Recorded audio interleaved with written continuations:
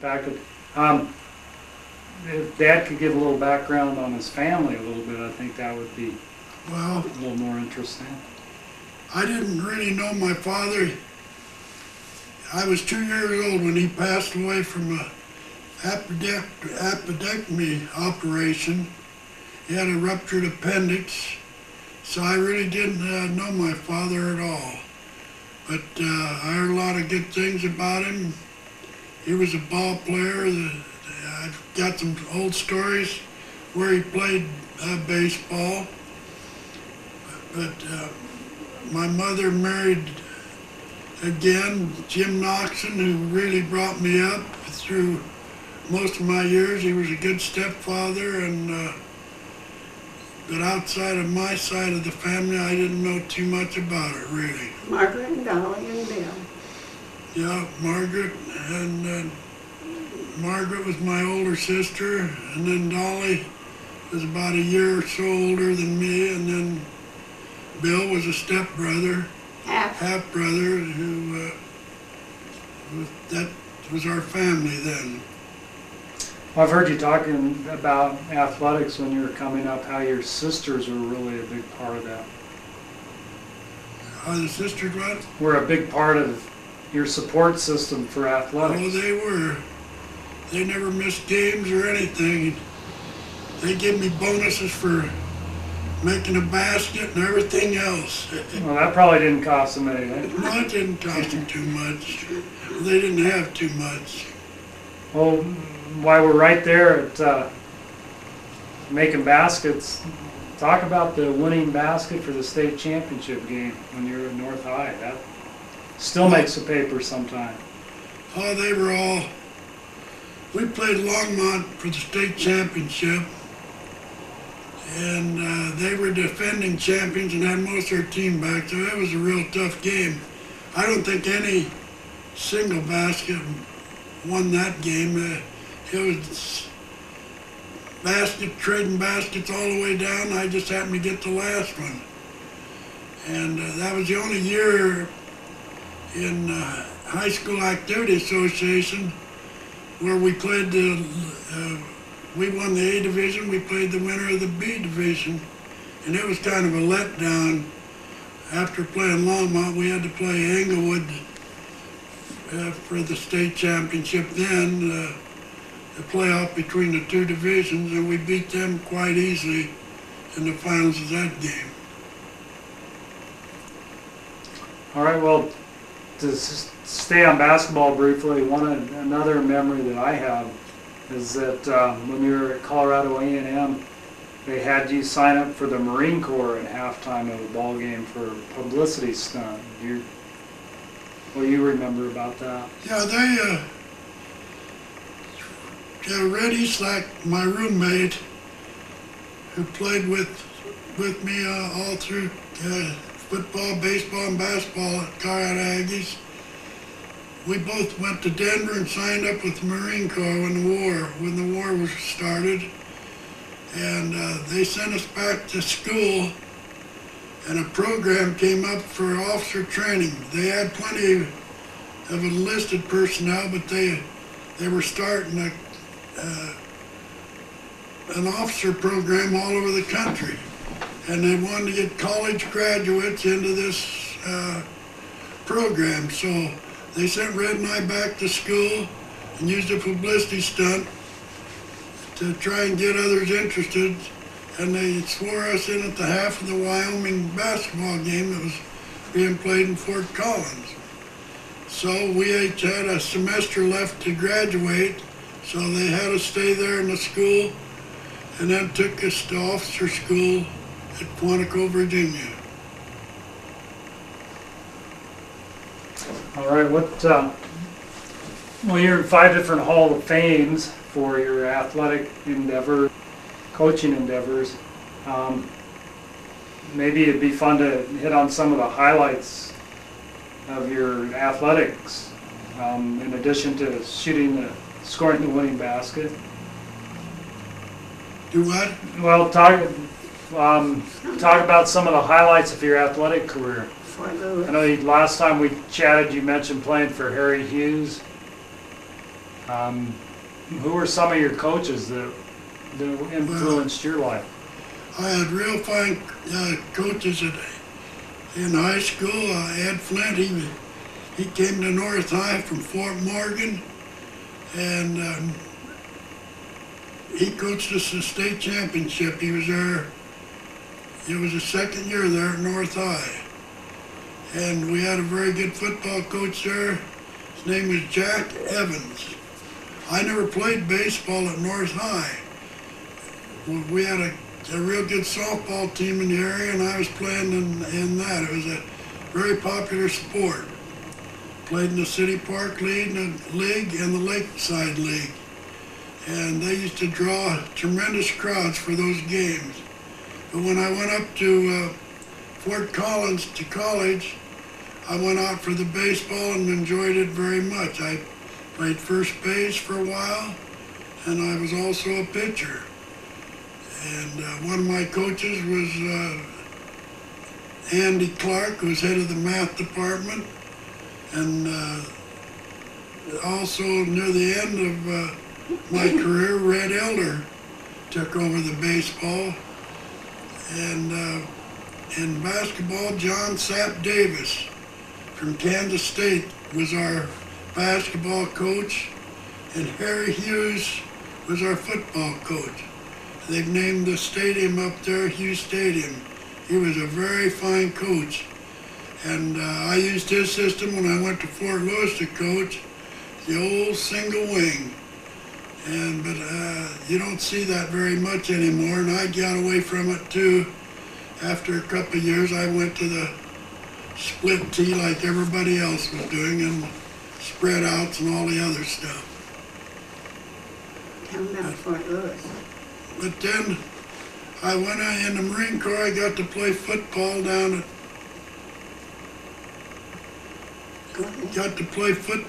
at Camp Lejeune.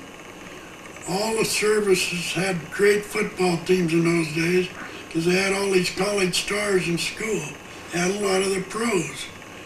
And so I think we had about 5 or 6 pros on our team down there, and we had many college captains on the team. And it was funny, we lost our first 2 games, and they accidentally got rid of the coach that was coaching us then, and hired the Notre Dame coach, Chevney, who was in the Marine Corps. And he was quarterback on Notre Dame, and later coached Notre Dame. He was the one that made the old saying, the touchdown for the Gipper.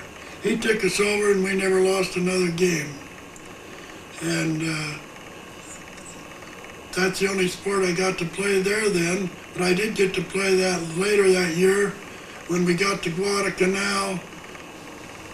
They wanted a little break in the training, getting ready for an operation to hit Okinawa.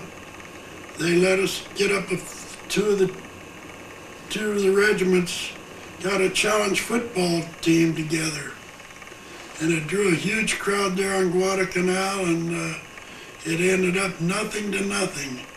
But it was a tough knockdown drag football game. Wasn't that the infamous Mosquito Bowl? That was called the Mosquito Bowl, yes.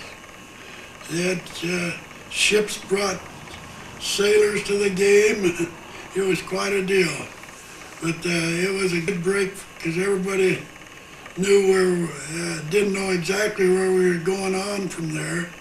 But we knew we were training for a campaign that was going to be awful tough because we were getting closer to the Japanese island. And it was tough. Many of the players in that game lost their lives on Okinawa. But that pretty well ended my career there in any athletic contest overseas there. I did come back here and played baseball for the Grand Junction Eagles. I was with them for 8 years, either as a player or a manager. I first came up there when I was coaching in Fort Lewis, and I used to come up here with Ken Murphy, who was my catcher in college, and we'd come up here and play for the Eagles, and that was one reason I took the Mesa job, because of the baseball programs they had here in Grand Junction. I enjoyed it very much. Is that enough?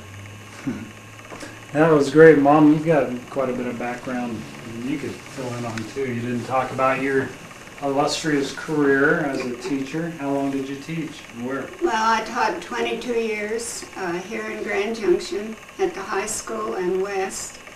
But I do want to say that when we were at Fort Lewis, Bus took his team to the Little Rose Bowl, and I got to go, which was unusual. Usually I was staying home with the children.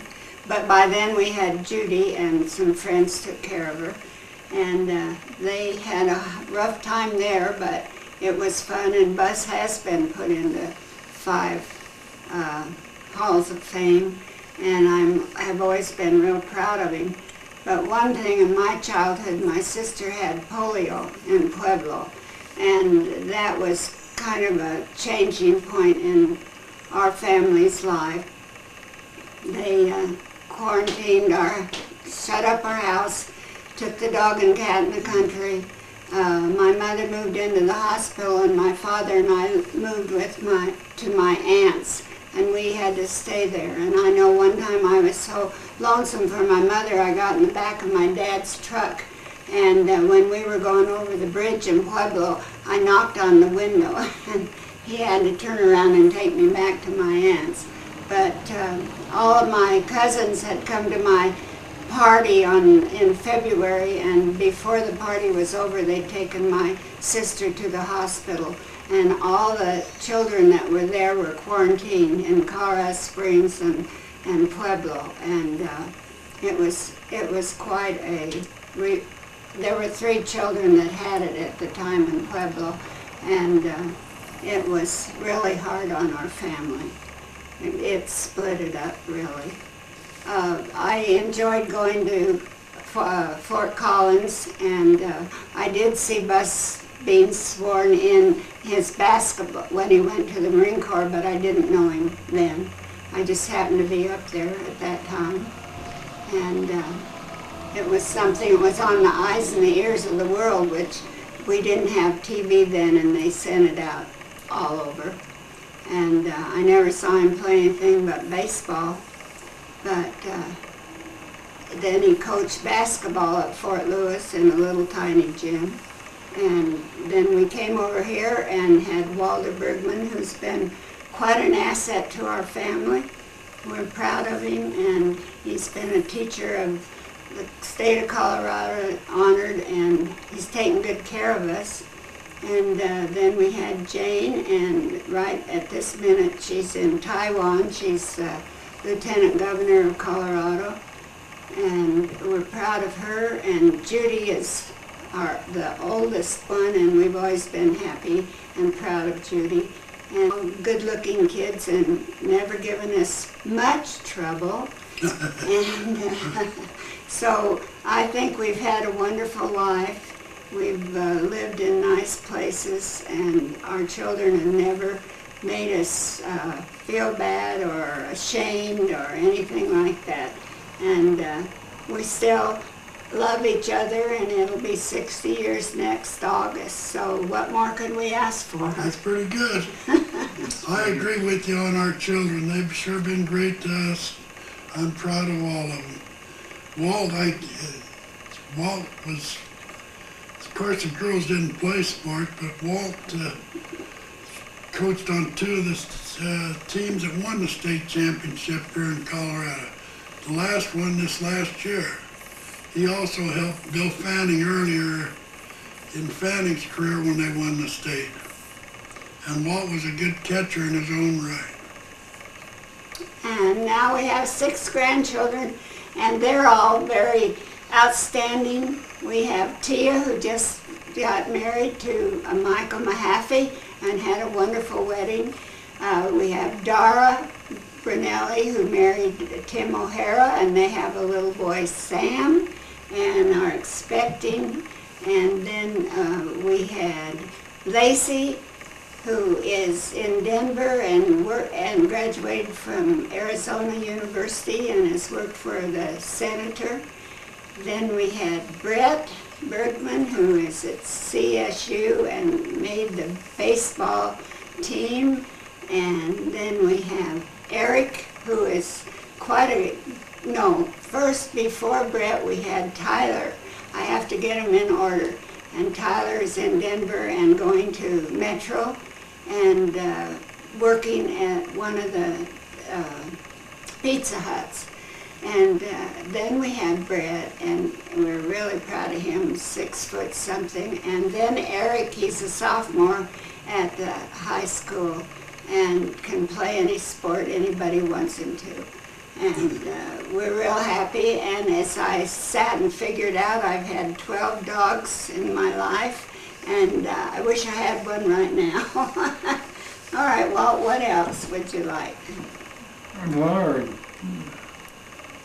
I don't know if you want to just keep reminiscing, or words of advice might be a good thing at this point. Just love the kids and make them mind you. Don't give them a leeway on everything. Just be sure they follow the rules. And another thing that you need to teach them about Jesus Christ. And we are expecting to go to heaven and meet all of you there. And it's just been a wonderful experience. And I think Grand Junction's been a nice place to live and raise a family. We did move to Glenwood Springs for a while and enjoyed the pool and took my mother there, and she really enjoyed it. And I think my mother had a lot of influence on the children, which was good. And she loved the handicap, and Walter has been a big help in the handicap in Grand Junction. And I don't know, we could probably talk about what the kids all do and how many ball games we've been to and all, but I don't know how many I've been to. they've made us proud, and Walt's taking us to Arizona tomorrow, and we've been down there for 25 winters, which is a little unusual, but we're still kicking. I hope that'll do it. Is it still on, Walt?